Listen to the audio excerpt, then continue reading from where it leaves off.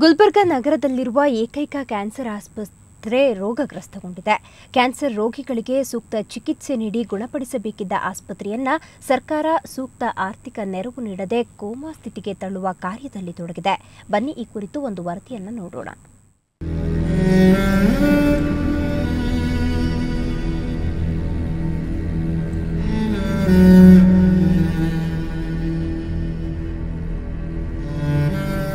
ಬೀಗ ಜಡಿದ ರೂಮುಗಳು, ತುಕ್ಕು ಹಿಡಿದ ಯಂತ್ರೋಪಕರಣಗಳು, ಇದು ಗುಲ್ಬರ್ಗಾ ವಿಠಲರಾವ ಉತ್ರಾವೆ ಫೆರಫೆರಲ್ ಅರ್ಬುದ ಆಸ್ಪತ್ರೆಯ ದುಸ್ಥಿತಿ.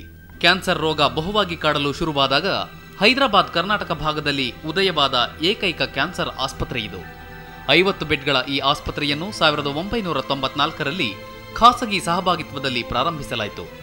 ಸರ್ಕಾರದ ತೀವ್ರ ನಿರ್ಲಕ್ಷ್ಯದಿಂದಾಗಿ ಇಂದು ಈ ಆಸ್ಪತ್ರೆ ಮುಚ್ಚುವ ಸ್ಥಿತಿ ತಲುಪಿದೆ. ಗುಲ್ಬರ್ಗಾದಲ್ಲಿ ಕ್ಯಾನ್ಸರ್ ಆಸ್ಪತ್ರೆ ಇದ್ದು 50 ಹಾಸಿಗೆಗಳ ಕ್ಯಾನ್ಸರ್ ಆಸ್ಪತ್ರೆ ಇದೆ. ಆ ಆಸ್ಪತ್ರೆಗೆ ಈಗ ಕ್ಯಾನ್ಸರ್ ರೋಗ ಬಂದುಬಿಟ್ಟಿದೆ.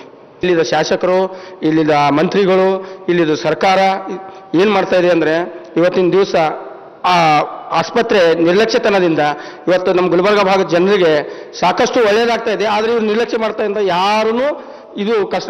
ಇವತ್ತು ಯಾರೋ ಹಾಸ್ಪಿಟಲ್ಗೆ ಬರ್ತಾ ಇದ್ರು ಅವರಿಗೆ ಏನೂ ಒಂದು ವ್ಯವಸ್ಥೆ ಇಲ್ಲ. ಈ ನಡುವೆ ಆಸ್ಪತ್ರೆಯ 36 ಸಿಬ್ಬಂದಿಗಳನ್ನು ಬೆಂಗಳೂರಿನ ಕಿದ್ವಾಯಿ ಆಸ್ಪತ್ರೆಗೆ ವರ್ಗಾವಣೆ ಮಾಡಲಾಗಿದೆ.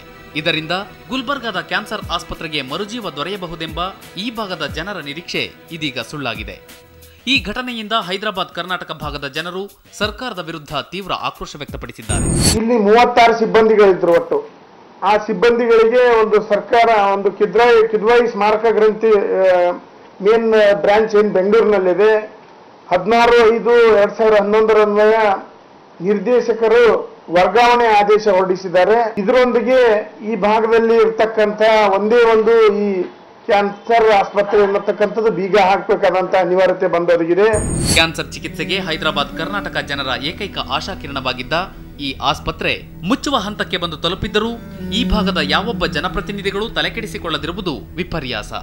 ಈಗಲಾದರೂ ಈ ಭಾಗದ ಜನಪ್ರತಿನಿಧಿಗಳು ಈ ಆಸ್ಪತ್ರೆಯನ್ನು ಉಳಿಸಿಕೊಳ್ಳದಿದ್ರೆ ಅವರನ್ನ ಜನ ಕ್ಷಮಿಸಲಾರರು.